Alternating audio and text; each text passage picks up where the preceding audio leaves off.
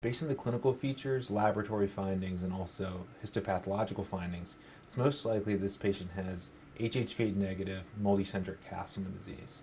This patient also has a positive ANA, but it's important to remember that a small percentage of patients with idiopathic MCD will also have a positive ANA, but not have systemic lupus.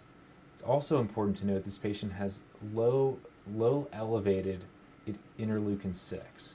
It's just barely above the upper limits of normal. That does not rule out a diagnosis or rule in a diagnosis of multicentric Castleman disease.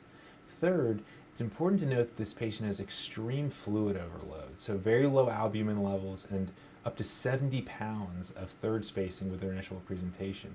This is a common clinical feature seen in idiopathic MCD. In fact, there's a small subgroup of patients that some physicians are calling Tafro syndrome that are presenting with fluid overload like you see here, along with thrombocytopenia, reticulin fibrosis in bone marrow, renal dysfunction, and organomegaly, hepatosplenomegaly in addition to lymphadenopathy.